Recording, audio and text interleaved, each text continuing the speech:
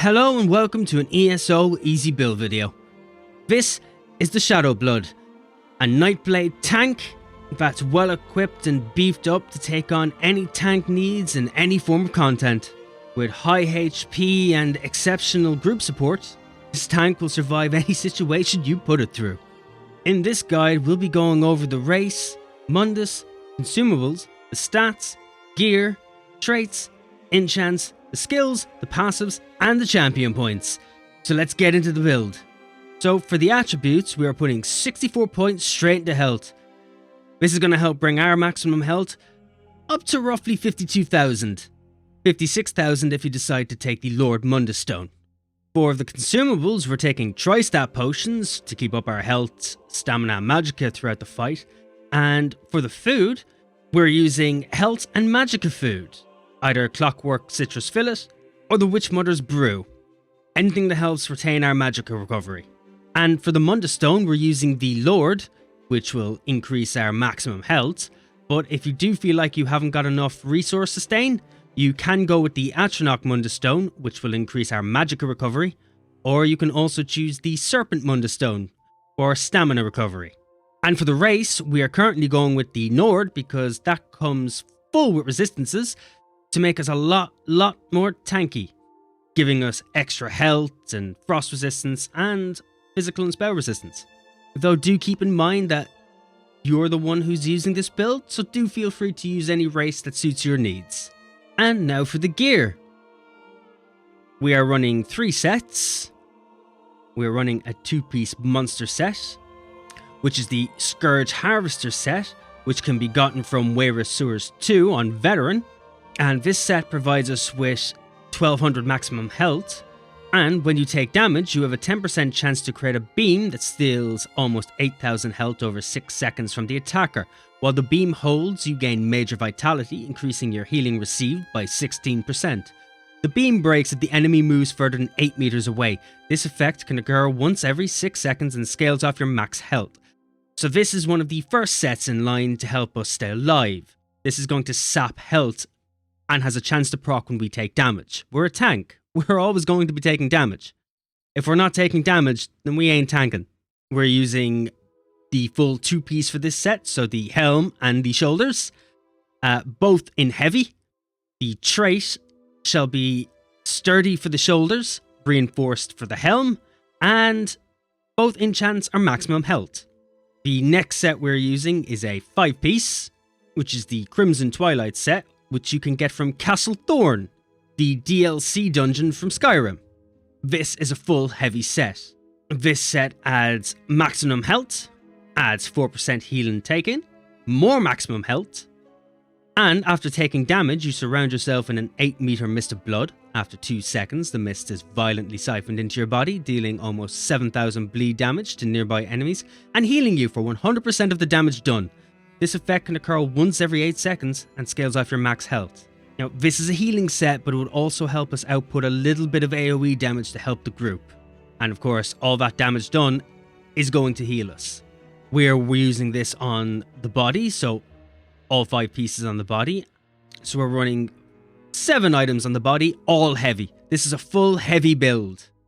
We want to be as tanky and as resistant as possible to damage. We never want to die. So for the chest, we are running Reinforced with a maximum health enchant. For the belt, we're running Sturdy with another maximum health enchant. Our gloves are also Sturdy with more maximum health. Our legs are Reinforced with a little extra maximum health. And for our feet, we're using Sturdy and of course, more maximum health. And for our third set, which is also a 5-piece, and we're using it for our weapons and our jewellery, we are running a one-handed weapon and a shield. We're also running this on both bars. We're not running a staff on the back bar because this build in essence is to mimic what an old RPG style tank would be. Shield, sword, and never dying. So the set we're using is the Grace of the Gloom set, which can be found in the Overland and Somerset, or if you don't really want to be looking for the set, you can always buy it at the Guild Merchant. This set adds 1200 maximum health, 4% healing taken, 1200 maximum health again, And when you take damage, you become a living shadow for 10 seconds, causing you to heal for just over 3000 health every 2 seconds and gaining major evasion, reducing damage taken from area attacks by 20%. This effect can occur once every 20 seconds and also scales off our max health. So every set we are wearing is integral to our safety. Everything heals us. Everything also adds a nifty little effect of us either absorbing blood or creating shadows around us, adding to the aesthetic of being a Nightblade tank. For the enchants and traits, for the one-hander, on the front bar we're running a hardening enchant, which grants a shield, and we're running decisive. And for the shield itself, we're running maximum health and reinforced for the trait. And for the back bar, we're running the exact same setup, though if you prefer and you need a little extra sustain, you can always go with a magic damage enchant on the one hand. And then for the jewellery, we're running healthy on all 3 pieces, and we're also running magica recovery on all 3 pieces. Magica sustain is a priority on this build, as most of our skills will use a lot of magica recovery, and our heavies aren't going to get back magica, so we want to keep that sustain rolling as much as possible. And right, onto the skills. For our front bar, we are running Pierce Armor, morph this from Puncture, and it can be found in the One Hand and Shield skill tree. This is the main taunt on our front bar. Trust your weapon with Disciplined Precision at an enemy, dealing over 2000 physical damage and taunting them to attack you for 15 seconds. This morph also inflicts minor breach and major breach on the enemy, reducing their physical resistance and spell resistance by almost 3000 and almost 6000 for 15 seconds. This will help us keep our aggro and help everything die that much quicker. We're running Dark Cloak, morph this from Shadow Cloak, and this can be found in the Shadow skill line.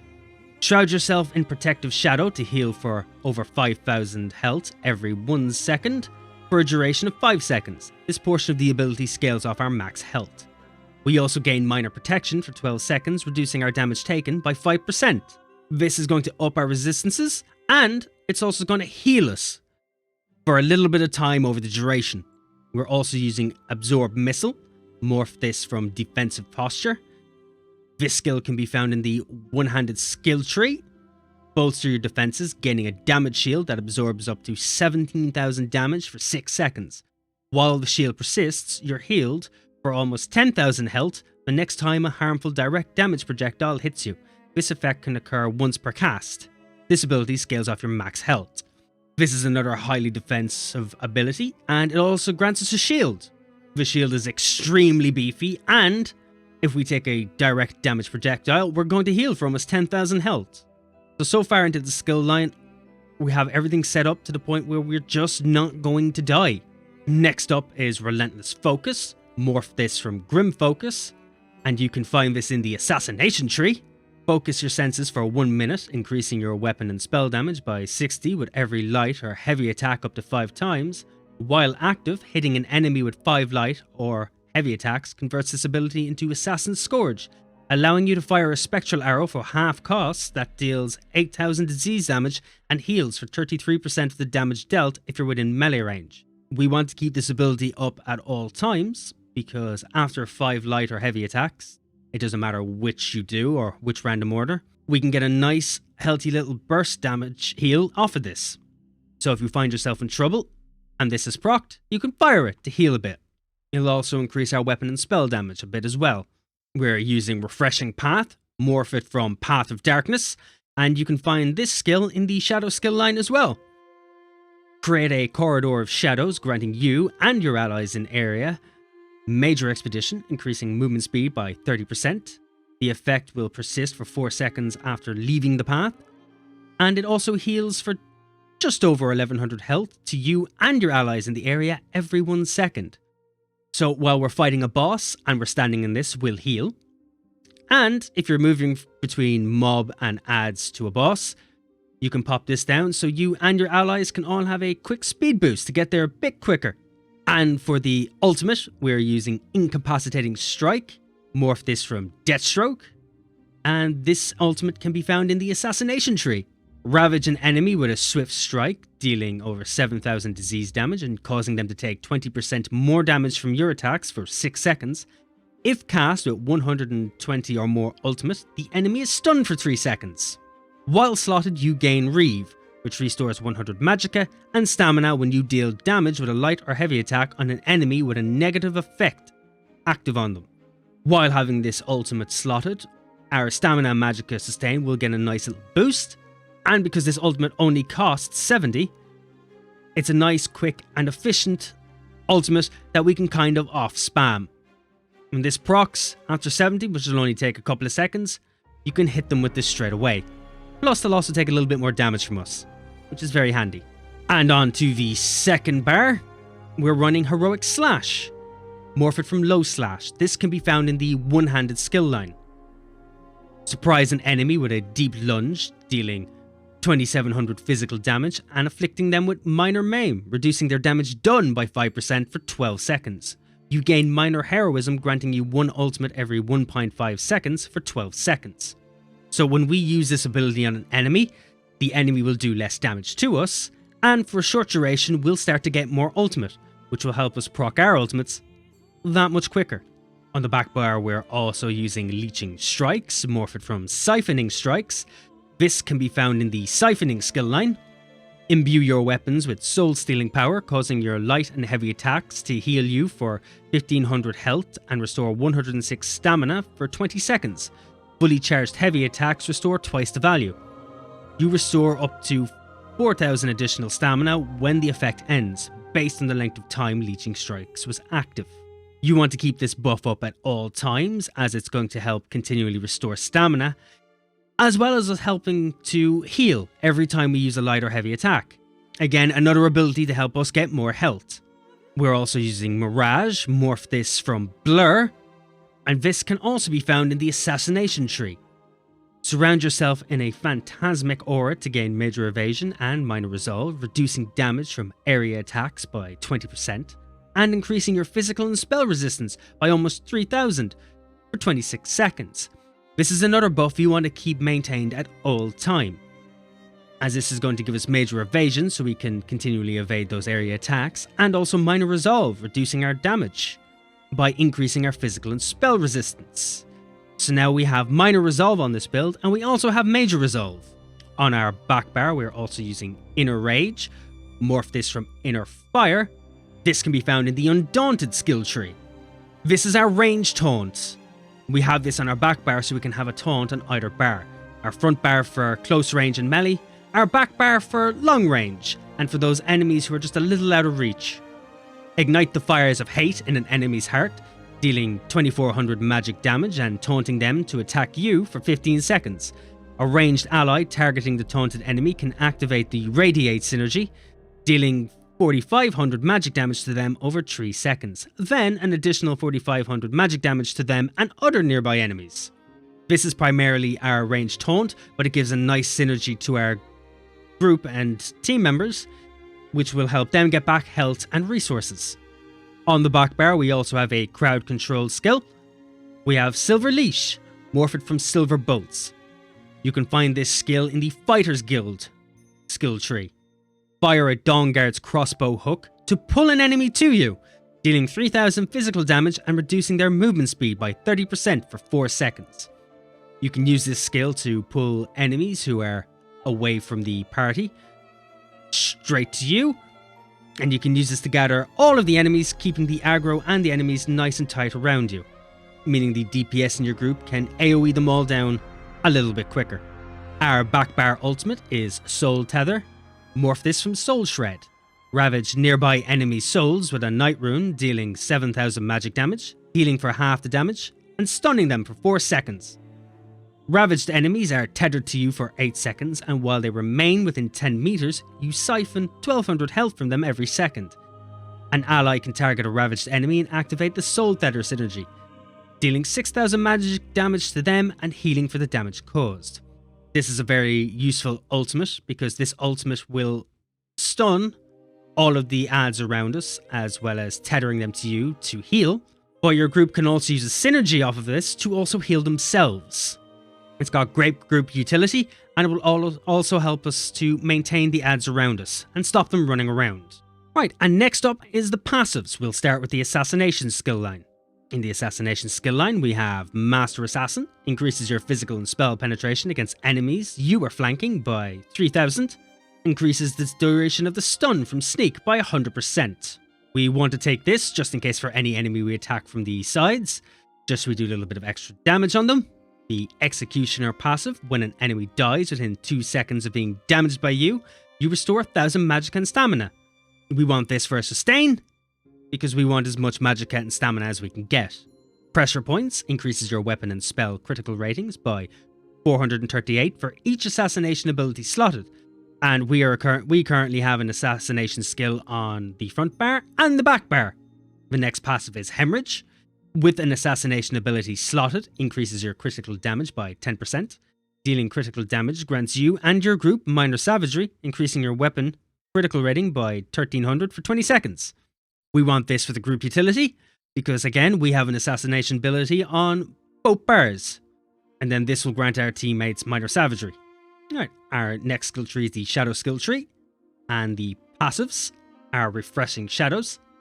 Increases your health, stamina and magic recovery by 15%. So we'll be taking that for that extra sustain. We're taking Shadow Barrier. Casting a shadow ability grants you Major Resolve for 6 seconds, increasing your physical and spell resistance by 6000.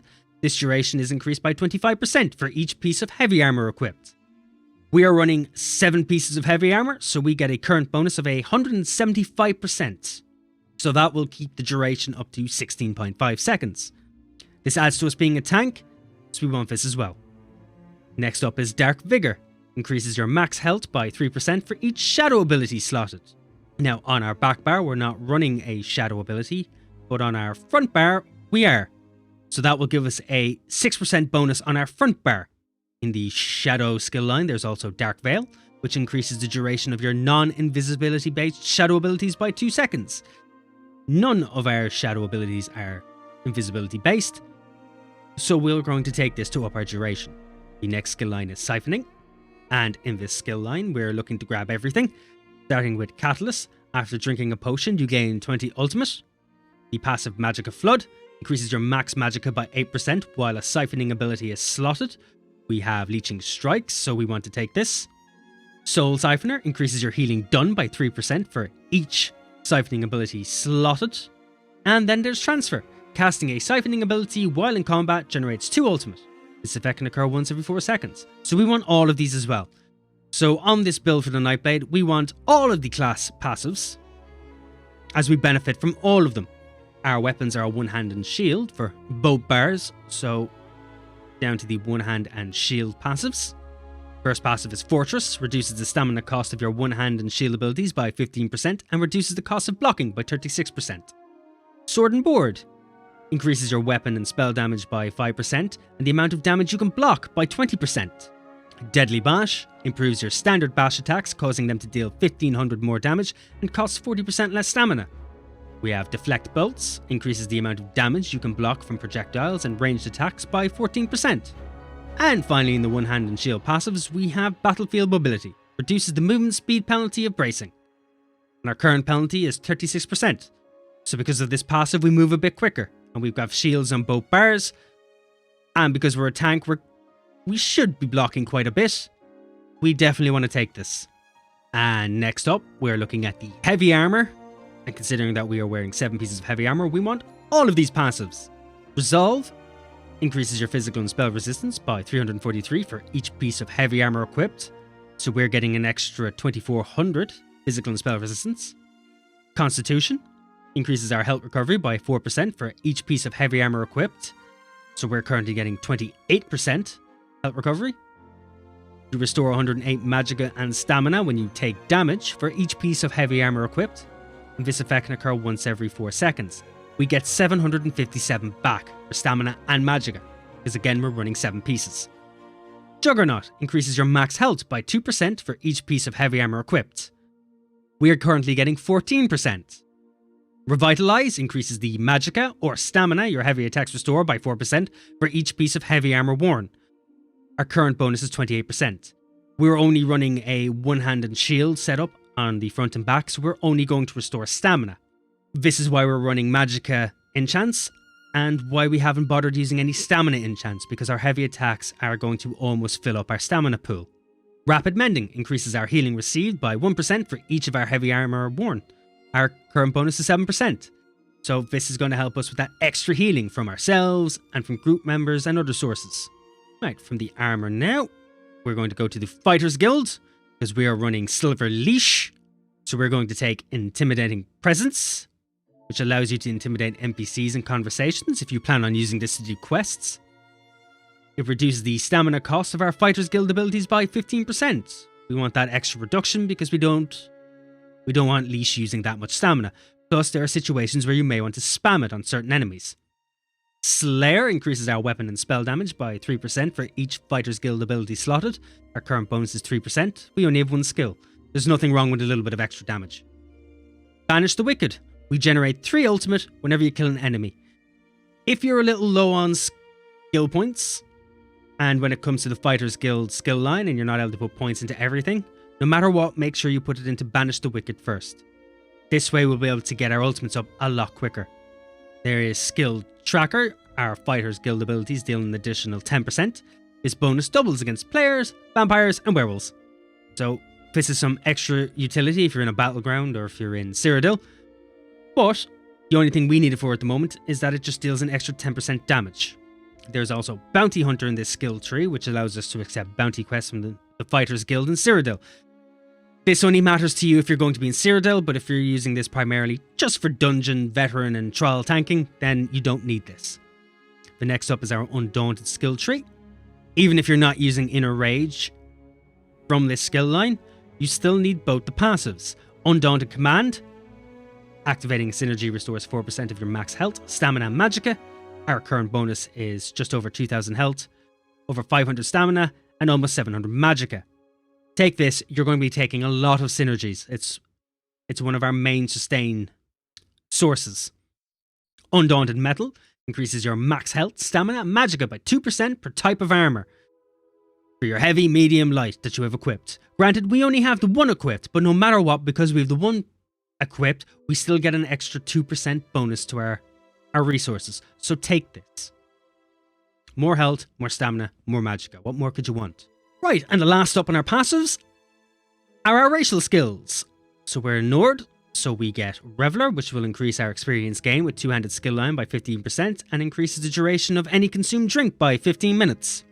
We have Resist Frost, which increases our max health by 1000 and our frost resistance by almost 5000.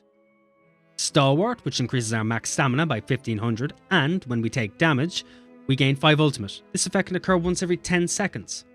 We also have Rugged, which increases our physical and spell resistance by 2600. The Nord is a fantastic tanking class, and that's why I've chosen it for this build. But do feel free to choose whatever race you want.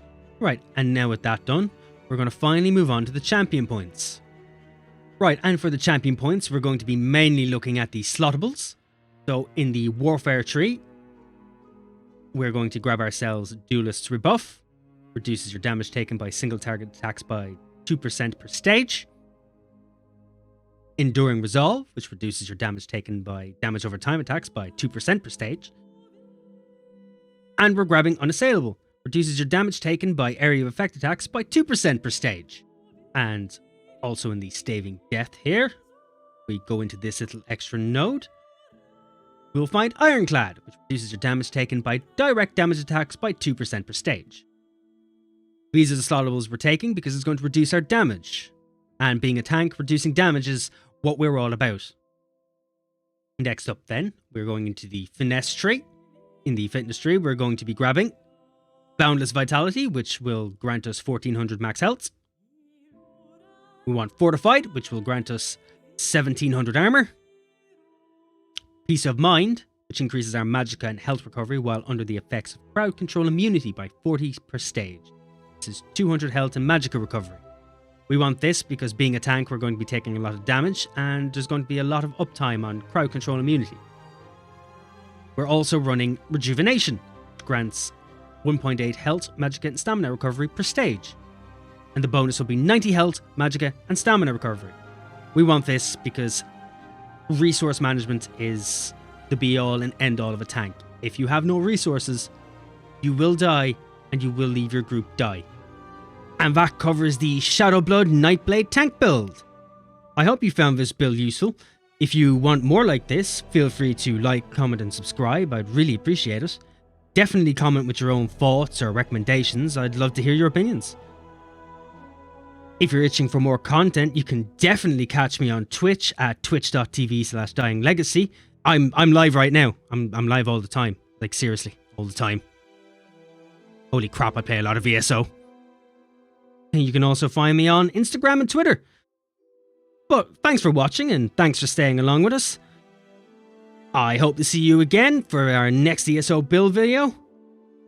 Thanks again, and be awesome.